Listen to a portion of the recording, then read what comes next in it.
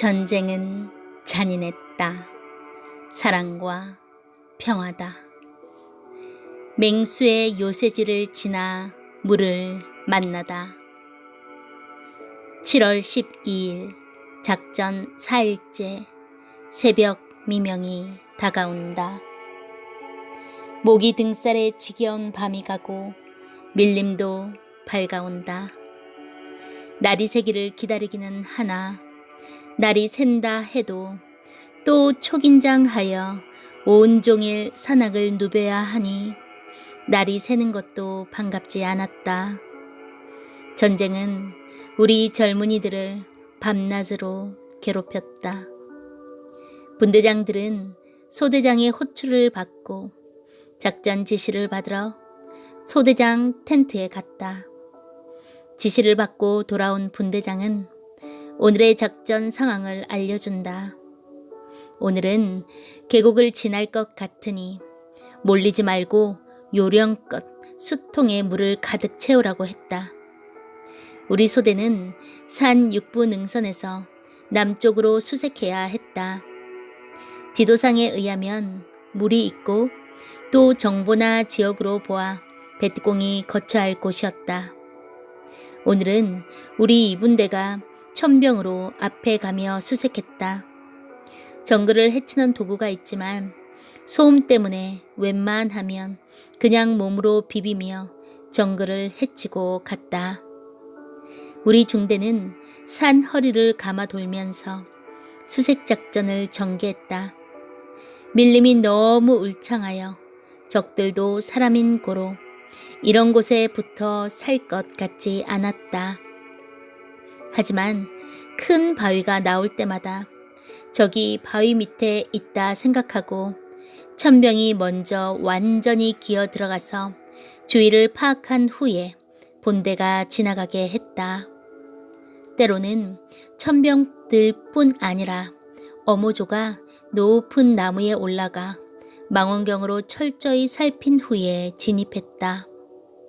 밀림의 맹수처럼 보이는 베트공들은 비바람을 피해 보다 편안한 큰 바위 아래나 천연 동굴을 요새지로 삼았다. 고로 바위 밑에 굴을 파놓고 만약을 생각해서 만전의 대책을 갖춰놓기도 했다. 바위로 도심지를 이룬 이 산악 지역은 그들의 아방궁 요새지이기도 했다. 전방이 잘 보이고 바위가 그럴듯한 곳마다 바위를 지붕 삼아 그들이 거처한 흔적들이 남아 있었다.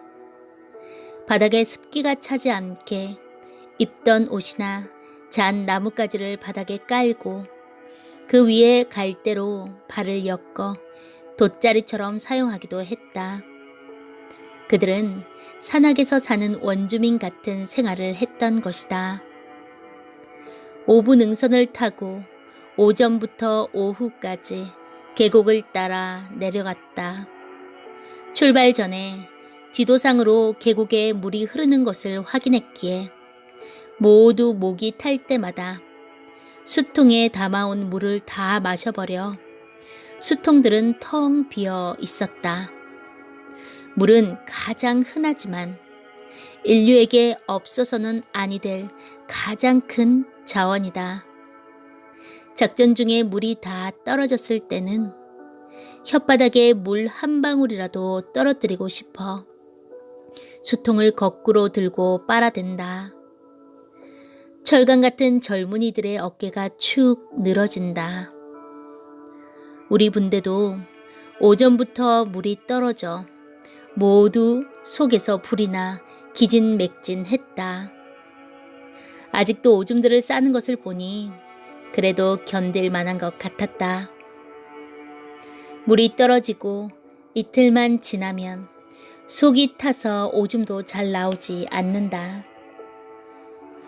물이 없을 때는 너무 목이 타 오줌을 받아 먹는 것은 보통이다.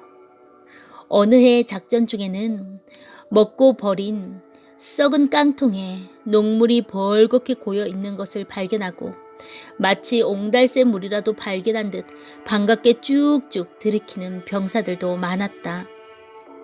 나 역시 몇 달 전 혼바산 작전에서 물이 보급되지 않아 깡통에 고인 물을 먹어본 일이 있다.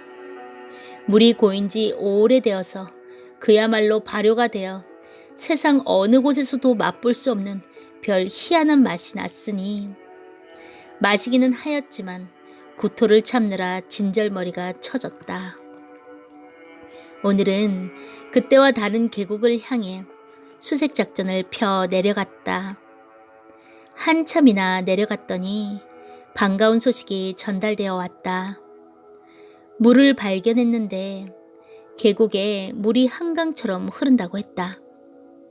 우리는 많은 물도 원하지 않았다. 실컷 마시고 빈 수통에 물을 채우기만 하면 된다. 앞사람이 전달한 대로 물은 정말 강을 이루며 흘러가고 있었다. 일개분대씩 물을 마시고 수통에 물을 채우고 얼굴도 씻었다. 나머지 분대는 사주 경계를 했다. 밀림이라 계곡에 물도 많이 흘러갔다. 욕심이지만 맑고 깨끗하여 상수도용으로 사용하면 좋겠다는 생각이 들었다.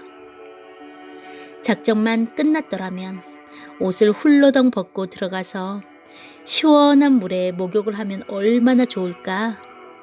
그림의 떡이다. 베트공들은 이 짓을 수시로 하겠지 생각했다. 그저 바라만 보고 갈 수 없다는 듯이 병사들은 그 무거운 철모에 온종일 눌린 머리를 찬물에다 푹 담그고 정말 살맛 난다. 시원하다. 뼛속까지 서늘하다. 했다. 나는 한술 더 떴다. 가슴에 단추를 몇 개 푼 후 수통에 물을 한 통 담아 몸에 들의 부었다. 간담이 서늘하고 정신이 총명해지고 새 힘이 다시 솟았다. 모두 물을 배에 빵빵하게 채우니 배가 불룩해졌다. 간도 안 맞은 맹물이 얼마나 맛있던지 꿀맛이었다. 수통에 물을 채우고 다시 산 허리를 감아 올라갔다. 오늘의 해가 서산에 기운다. 오늘 거처할 장소는 정글 골짜기였다. 그래서 텐트 치기가 아주 곤란했다. 손바닥만큼이라도 작은 공간이 있나 찾아보아도 밀림이 꽉 절어 보이지 않았다. 그 무숭한 열대의 부채살 같은 관상용 파초는 자르기 아까울 정도로 아름답고 우아했다. 시퍼런 대검으로 쳐서 판초의 밑에 깔고 그 위에 텐트를 쳤다. 먹장구름이 하늘을 뒤덮어 저기 앞에 실바람도 불지 않았다. 땀구멍이 막혀 너무 더웠다. 수통에 담아온 한 통의 물을 이용하여 우선 급한 대로 약식으로 온몸을 닦아내며 씻었다. 한 통의 물로 목욕을 했다 하면 특히 여자들은 믿어지지 않을 것이다. 사람은 환경에 따라 그 하기에 달려있다. 하지만 여자들은 내가 쓴 수통에 물 100배 이상을 가져야 겨우 한 번 씻고 닦을 것이다. 여자가 물 쓰는 것은 물장사하는 목욕탕 주인도 겁을 낸다. 하기야 그렇게 닦고 씻지 않으면 여자만의 미와 향을 낼 수 없고 깔끔함을 상실할 것이다. 때론 일주일씩 산악작전을 하다 보면 목욕을 못해서 온몸이 꿉꿉하고 간지럽다. 어떤 병사들은 팔뚝을 걷어붙이고 목의 때를 손바닥으로 밀어 털어버리기도 한다. 작전이 끝날 때까지 정식으로는 목욕을 하지 못한다. 그 오랫동안 묵어버린 때는 부대에 들어가서나 겨우 밀게 된다. 그때 병사들은 동아줄처럼 밀리는 자기 때를 보고 놀라지 않을 수 없다. 작전 4일째인 오늘까지 우리 소대와 중대는 한 명의 적도 보지 못하고 매주 밟듯이 산악만 밟았다. 적의 수류탄 하나도 노획하지 못했다. 오늘도 분대장은 소대장으로부터 야간 근무 지시를 받고 돌아왔다. 그 내용은 야간 근무를 설 때 심심하고 졸린다고 옆 전우들과 소리내어 이야기하지 말 것, 담배 피우지 말 것 등이었다. 우리 삼중대는 제28년대 도깨비 부대의 기동타격 중대인데 아무 전과가 없어 민 중대장은 대대장에게 낯이 안 서는지 최 소대장에게 수시로 무전을 보내어 일소대 오늘도 빈탕이냐? 이제 부딪힐 때도 되었으니 야간 경계 철저히 해. 그래도 선임 소대로서 일소대가 먼저 한 건 해야지. 라고 말한다고 했다. 28년대 이대대 5중대에서 밀림 탐색 중 적 4명을 발견하고 교전 끝에 그중 1명을 사살하고 총 한정을 노획했고 29연대에서는 정글지대 수색 중에 적 5명을 사살하고 수류탄 2발을 노획했다고 했다. 그런데 적이 매설한 부비 트랩을 밟아 2명의 아군 부상자가 발생했다고 했다. 이날 밤 우리 소대는 푹 꺼진 산 육부 능선에서 조용히 야간 매복 작전에 들어갔다. 아직도 우리 중대는 적의 땀 냄새도 맡지 못했다. 너무 무더워서 새우잠도 잘 수 없었다. 후덥지근하고 몸은 엿장수 손처럼 끈적거렸다.